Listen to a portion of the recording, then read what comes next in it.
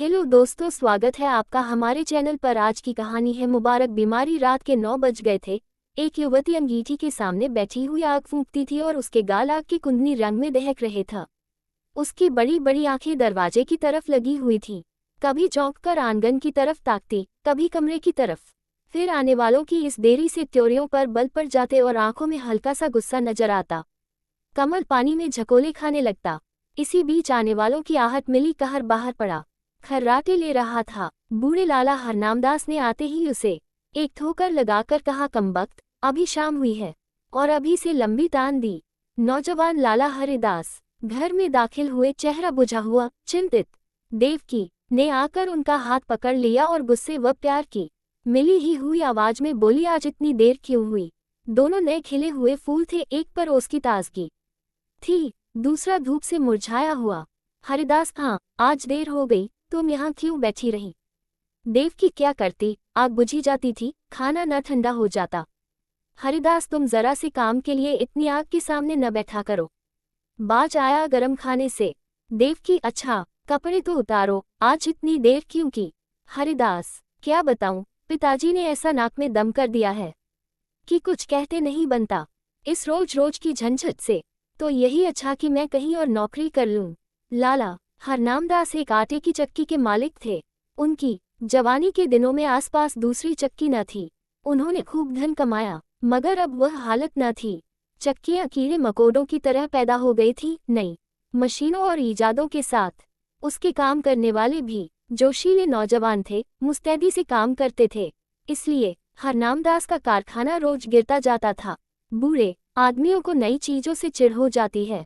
वह लाला हरनामदास को भी थी। वह अपनी पुरानी मशीन ही को चलाते थे, किसी किस्म की तरक्की या सुधार को पाप समझते थे, मगर अपनी इस मंदी पर कुढ़ा करते थे। हरिदास ने उनकी मर्जी के खिलाफ कॉलेजिएट शिक्षा प्राप्त की थी और उसका इरादा था कि अपने पिता के कारखाने को नए उसूलों पर चलाकर आगे बढ़ाएं। लेकिन जब वह उनसे किसी परिवर्तन या सुधार का जिक्र करता तो लाला साहब जामे से बाहर हो जाते और बड़े गर्व से कहते, कॉलेज में पढ़ने से तजुर्बा नहीं आता, तुम अभी बच्चे हो, इस काम में मेरे बाल सफ़ेद हो गए हैं, तुम मुझे सलाह मत दो, जिस तरह मैं कहता हूँ काम किए जाओ। कई बार ऐसे मौके आ चुके थे कि बहुत ही छोटे मसलों में अपने पिता की मर्जी के खिलाफ काम करने के जुर्म में हरिदास को सख्त फटकारें पड़ी थीं। इसी वजह से अब वह इस काम में कुछ उदासीन हो गया था और किसी दूसरे कारखाने में किस्मत आजमाना चाहता था, जहां उसे अपने विचारों को अमली सूरत देने की ज्यादा सहूलतें हासिल हों। देवकी ने सहानुभूतिपूर्वक कहा, तुम इस फिक्र में क्यों जान खपाते हो? जैसे वह कहे वैसे ही करो, भला दूसरी जगह नौकरी कर लोगे तो वह क्या कहेंगे? और चाहे वे गुस्से के मारे कुछ न बोले, लेकिन दुनिया तो तुम्ही को बुरा कहेगी। देवकी नई शिक्षा के आभूषण से वंचित थी। उसने स्वार्थ का पाठ न पढ़ा था, मगर उसका पति अपने अलमामिटक का एक प्रतिष्ठित सदस्य था। उसे अपनी योग्यता पर पूरा भरोसा था, उस पर नाम कमाने का जोश। इसलिए वह बूढ़े पिता के पुराने ढर्रों को देखकर धीरज खो बैठता था। अगर अपनी योग्यताओं के लाभप्रद उपयोग की कोशिश के लिए दुनिया उसे बुरा कहे तो उसकी परवाह न थी। झुंझला कर बोला, कुछ मैं अमृत की घड़ियां पीकर तो नहीं आया हूं कि सारी उम्र उनके मरने का इंतजार करूं। मूर्खों की अनुचित टीका टिप्पणियों के डर से क्या अपनी उम्र बर्बाद कर दूं? मैं अपने कुछ हमउम्रों को जानता हूँ जो हरगिज मेरी सी योग्यता नहीं रखते, लेकिन वह मोटर पर हवा खाने निकलते हैं, बंगलों में रहते हैं और शान से जिंदगी बसर करते हैं, तो मैं क्यों हाथ पर हाथ रखे जिंदगी को अमर समझे बैठा रहूं? संतोष और निस्पृहता का युग बीत गया, ये संघर्ष का युग है। यह मैं जानता हूँ कि पिता का आदर करना मेरा धर्म है, मगर सिद्धांतों के मामले में मैं उनसे क्या किसी से भी नहीं दब सकता। इसी बीच कहार ने आकर कहा, लाला जी थाली मांगते हैं। लाल हरनामदास हिंदू रस्म रिवाज के बड़े पाबंद थे, मगर बुढ़ापे के कारण चौक के चक्कर से मुक्ति पा चुके थे। पहले कुछ दिनों तक जाड़ों में रात को पूरियां न हजम होती थी, इसलिए चपातियां ही अपनी बैठक में मंगा लिया करते थे। मजबूरी ने वह कराया था जो हुज्जत और दलील के काबू से बाहर था। हरिदास के लिए भी देवकी ने खाना निकाला। पहले तो वह हजरत बहुत दुखी नजर आते थे, लेकिन बघार की खुशबू ने खाने के लिए चाव पैदा कर दिया था। अक्सर हम अपनी आंख और नाक से हाजमे का काम लिया करते हैं, लाला हरनामदास रात को भले चंगे सोए लेकिन अपने योजक चिन्ह, बेटे की गुस्ताखियां और कुछ अपने काबार की सुस्ती और मंदी उनकी आत्मा के लिए भयानक कष्ट का कारण हो गई। और चाहे इसी उद्विग्नता का असर हो, चाहे बुढ़ापे का, सुबह होने से पहले उन पर लकवे का हमला हो गया। जबान बंद हो गई और चेहरा ऐंठ गया। हरिदास डॉक्टर के पास दौड़ा। डॉक्टर आए, मरीज को देखा और बोले, डरने की कोई बात नहीं, सेहत होगी, मगर 3 महीने से कम न लगेंगे। चिंताओं के कारण ये हमला हुआ है, इसलिए कोशिश करनी चाहिए कि वह आराम से सोएं, परेशान न हो और जबान खुल जाने पर भी जहां तक मुमकिन हो बोलने से बचें। बेचारी देवकी बैठी रो रही थी। हरिदास ने आकर उसको सांत्वना दी और फिर डॉक्टर के यहाँ से दवा लाकर दी। थोड़ी देर में मरीज को होश आया। इधर उधर कुछ खोजती हुई सी निगाहों से देखा कि जैसे कुछ कहना चाहते हैं और फिर इशारे से लिखन के लिए कागज मांगा। हरिदास ने कागज और पेंसिल रख दी तो बूढ़े लाला साहब ने हाथों को खूब संभाल कर लिख इंतजाम दीनानाथ के हाथ में रहे। ये शब्द हरिदास के हृदय में तीर की तरह लगे। अफसोस, अब भी मुझ पर भरोसा नहीं, यानी कि दीनानाथ मेरा मालिक होगा और मैं उसका गुलाम बनकर रहूंगा। यह नहीं होने का। कागज लिए देवकी के पास आए और बोले, लालाजी ने दीनानाथ को मैनेजर बनाया है, उन्हें मुझ पर इतना एतबार भी नहीं है, लेकिन मैं इस मौके को हाथ से न दूंगा। उनकी बीमारी का अफसोस तो जरूर है, मगर शायद परमात्मा ने मुझे अपनी योग्यता दिखलाने का यह अवसर दिया है और इससे मैं जरूर फायदा उठाऊंगा। कारखाने के कर्मचारियों ने इस दुर्घटना की खबर सुनी तो बहुत घबराए। उनमें कई निकम्मे बेइंसाफ आदमी भरे हुए थे जो सिर्फ खुशामद और चिकनी चुपड़ी बातों की रोटी खाते थे। मिस्त्री ने कई दूसरे कारखानों में मरम्मत का काम उठा लिया था, रोज किसी न किसी बहाने से खिसक जाता था। फायरमैन और मशीनमैन दिन को झूठ मूठ चक्की की सफाई में काटते थे और रात के काम करके ओवरटाइम की मजदूरी लिया करते थे।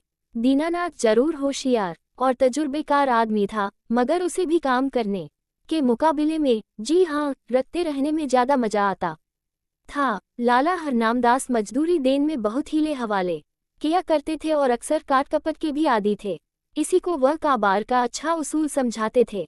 हरिदास ने कारखाने में पहुंचते ही साफ शब्दों कह दिया कि तुम लोगों को मेरे वक्त में जी लगाकर काम करना होगा। मैं इसी महीने में काम देखकर सबकी तरक्की करूंगा, मगर अब टाल मटोल का गुजर नहीं। जिन्हें मंजूर न हो वह अपना बोरिया बिस्तर संभालें। और फिर दीनानाथ को बुलाकर कहा, भाई साहब, मुझे खूब मालूम है कि आप होशियार और सूझबूझ रखने वाले आदमी, आपने अब तक ये यहाँ का जो रंग देखा वही अख्तियार किया है, लेकिन अब मुझे आपके तजुर्बे और मेहनत की जरूरत है। पुराने हिसाबों की जांच पड़ताल कीजिए। बाहर से काम मेरा जिम्मा है, लेकिन यहाँ का इंतजाम आपके सुपुर्द है। जो कुछ नफा होगा उसमें आपका भी हिस्सा होगा। मैं चाहता हूँ कि दादा की अनुपस्थिति में कुछ अच्छा काम करके दिखाऊं। इस मुस्तैदी और चुस्ती का असर बहुत जल्द कारखाने में नजर आने लगा। हरिदास ने खूब इश्तहार बंटवाए। उसका असर यह हुआ कि काम आने लगा। दीनानाथ की मुस्तैदी की बदौलत ग्राहकों को नियत समय पर और किफ़ायत से आटा मिलने लगा। पहला महीना भी खत्म न हुआ था कि हरिदास ने नई मशीन मंगवाई, थोड़े अनुभवी आदमी रख लिए। फिर क्या था, सारे शहर में इस कारखाने की धूम मच गई।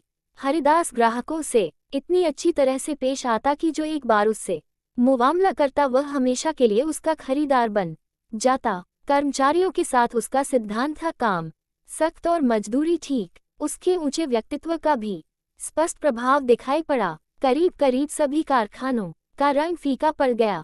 उसने बहुत ही कम नफे पर ठेले ले लिए। मशीन को दम मारने की मोहलत न थी। रात और दिन काम होता था। तीसरा महीना खत्म होते होते उस कारखाने की शक्ल ही बदल गई। हाथे में घुसते ही ठेले और गाड़ियों की भीड़ नजर आती थी। कारखाने में बड़ी चहल पहल थी, हर आदमी अपने अपने काम में लगा हुआ। इसके साथ की प्रबंध कौशल का ये वरदान था कि भद्दी हड़बड़ी और जल्दबाजी का कहीं निशान न था। लाला हरनामदास धीरे धीरे ठीक होने लगे। 1 महीने के बाद वह रुककर कुछ बोलने लगे। डॉक्टर की सख्त ताकीद थी कि उन्हें पूरी शांति की स्थिति में रखा जाए, मगर जब उनकी जबान खुली उन्हें एकदम को भी चैन न था। देवकी से कहा करते, सारा काबार मिट्टी में मिल जाता है। ये लड़का मालूम नहीं क्या कर रहा है, सारा काम अपने हाथ में ले रखा है। मैंने ताकीद कर दी थी कि दीनानाथ को मैनेजर बनाना, लेकिन उसने जरा भी परवाह न की। मेरी सारी उम्र की कमाई बर्बाद हुई जाती है। देवकी उनको सांत्वना देती कि आप इन बातों की आशंका न करें, कारोबार बहुत खूबी से चल रहा है और खूब नफा हो रहा है। पर वह भी इस मामले में तूल देते हुए डरती थी कि कहीं लकवे का फिर हमला न हो जाए। हूँ हाँ कहकर टालना चाहती थी। हरिदास ज्यों ही घर में आता, लालाजी उस पर सवालों की बौछार कर देते और जब वह टालकर कोई दूसरा जिक्र छेड़ देता तो बिगड़ जाते और कहते, जालिम, तू जीते जी मेरे गले पर छुरी फेर रहा है, मेरी पूंजी उड़ा रहा है। तुझे क्या मालूम कि मैंने एक एक कौड़ी किस मशक्कत से जमा की है। तूने दिल में ठान ली है कि इस बुढ़ापे में मुझे गली गली ठोकर खिलाए, मुझे कौड़ी कौड़ी का मोहताज बनाए। हरिदास फटकार का कोई जवाब न देता क्योंकि बात से बात बढ़ती है। उसकी चुप्पी से लाला साहब को यकीन हो जाता कि कारखाना तबाह हो गया। एक रोज देवकी ने हरिदास से कहा, अभी कितने दिन और इन बातों का लालाजी से छिपाओगे। हरिदास ने जवाब दिया, मैं तो चाहता हूं कि नई मशीन का रुपया अदा हो जाए तो उन्हें ले जाकर सब कुछ दिखा दूं। तब तक डॉक्टर साहब की हिदायत के अनुसार 3 महीने पूरे भी हो जाएंगे।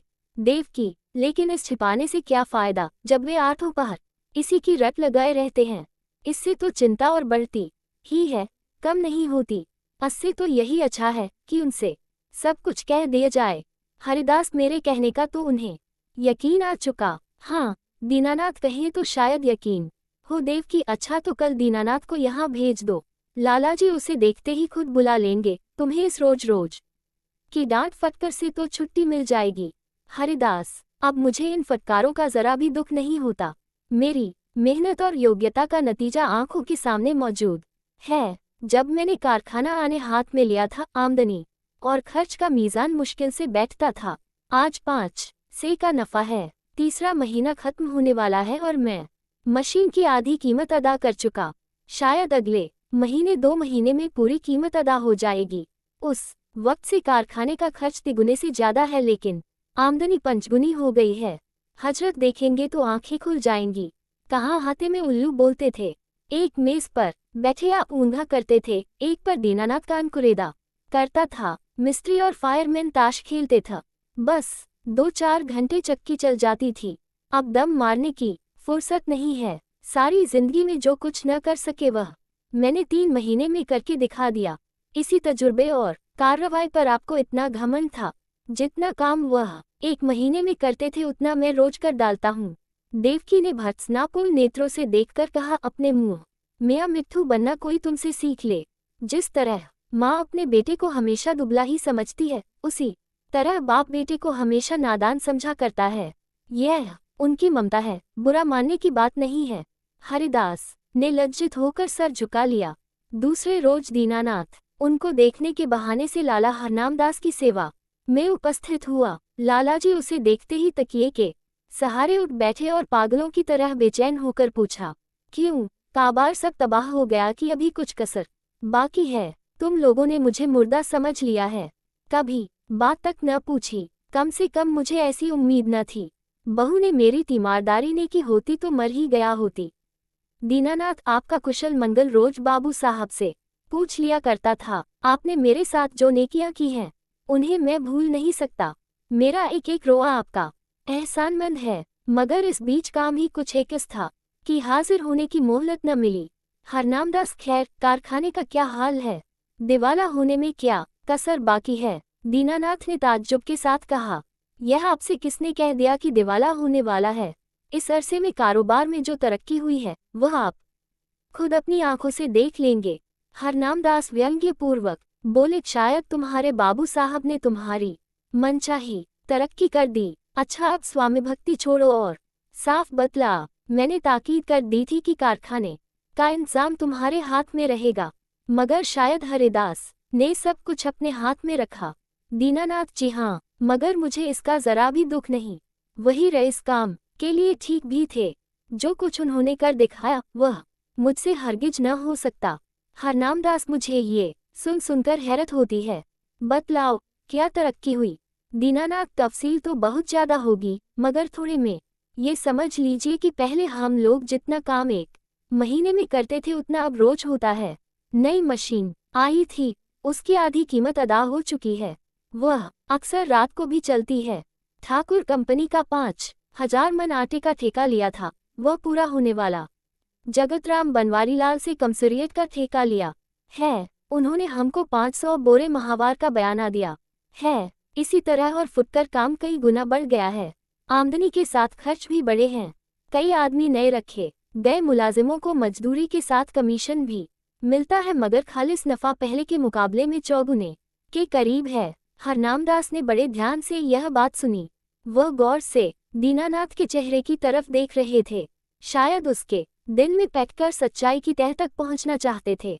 संदेहपूर्ण स्वर में बोले, दीननाथ, तुम कभी मुझसे झूठ नहीं बोलते थे, लेकिन तो भी मुझे इन बातों पर यकीन नहीं आता, और जब तक अपनी आंखों से देख न लूंगा यकीन न आएगा। दीनानाथ कुछ निराश होकर विदा हुआ। उसे आशा थी कि लाला साहब तरक्की और कारगुजारी की बात सुनते ही फूले न समाएंगे और मेरी मेहनत की दाद देंगे। उस बेचारे को न मालूम था कि कुछ दिलों में संदेह की जड़ इतनी मजबूत होती है कि सबूत और दलील के हमले उस पर कुछ असर नहीं कर सकते, यहाँ तक कि वह अपनी आंख से देखने को भी धोखा या तिलिस्म समझता है। दीनानाथ के चले जाने के बाद लाला हरनामदास कुछ देर तक गहरे विचार में डूबे रहे और फिर यकायक कहार से बग्घी मंगवाए, लाठी के सहारे बग्घी में आ बैठे और उसे अपने चक्की घर चलने का हुक्म दिया। दोपहर का वक्त था। कारखानों के मजदूर खाना खाने के लिए गोल के गोल भागे चले आते थे, मगर हरिदास के कारखाने में काम जारी था। बग्घी हाथे में दाखिल हुई, दोनों तरफ फूलों की कतारें नजर आईं। माली क्यारियों में पानी दे रहा था। ठेले और गाड़ियों के मारे बग्घी को निकलने की जगह न मिलती थी। जिधर निगाह जाती थी सफाई और हरियाली नजर आती थी। हरिदास अपने मुहर्रिर को कुछ खतों का मसौदा लिखा रहा था कि बूढ़े लालाजी लाठी टेकते हुए कारखाने में दाखिल हुए। हरिदास फौरन वही खड़ा हुआ और उन्हें हाथों से सहारा देते हुए बोला, आपने कहला क्यों न भेजा कि मैं आना चाहता हूँ, पालकी मंगवा देता, आपको बहुत तकलीफ हुई। ये कहकर उसने एक आराम कुर्सी बैठने के लिए खिसका दी। कारखाने के कर्मचारी दौड़े और उनके चारों तरफ बहुत अदब के साथ खड़े हो गए। हरनामदास कुर्सी पर बैठ गए और बोरों के छत चूमने वाले ढेर पर नजर दौड़ाकर बोले, मालूम होता है दीनानाथ सच कहता था, मुझे यहाँ कई नई सूरतें नजर आती हैं। भला कितना काम रोज होता है, भला कितना काम रोज होता है। हरिदास, आजकल काम ज्यादा आ गया था, इसलिए कोई 500 मन रोजाना तैयार हो जाता था, लेकिन औसत 250 मन का रहेगा। मुझे नई मशीन की कीमत अदा करनी थी, इसलिए अक्सर रात को भी काम होता है। हरनामदास, कुछ कर्ज लेना पड़ा। हरिदास, एक कौड़ी नहीं, सिर्फ मशीन की आधी कीमत बाकी है। हरनामदास के चेहरे पर इत्मीनाना का रंग नजर आया। संदेह ने वह विश्वास को जगह दी। प्यार भरी आंखों से लड़के की तरफ देखा और करुण स्वर में बोले, बेटा, मैंने तुम्हारे ऊपर बड़ा जुल्म किया, मुझे माफ करो। मुझे आदमियों की पहचान पर बड़ा घमंड था, लेकिन मुझे बहुत धोखा हुआ। मुझे अब से बहुत पहले इस काम से हाथ खींच लेना चाहिए था। मैंने तुम्हें बहुत नुकसान पहुंचाया। ये बीमारी बड़ी मुबारक है जिसने तुम्हारी परख का मौका दिया और तुम्हें लियाकत दिखाने का। काश ये हमला 5 साल पहले ही हुआ होता। ईश्वर तुम्हें खुश रखे और हमेशा उन्नति दे, यही तुम्हारे बूढ़े बाप का आशीर्वाद है। क्या आपको यह ऐप और इसकी कहानियाँ पसंद आई? अगर हाँ, तो अपने दोस्तों और फैमिली के साथ जरूर शेयर करें।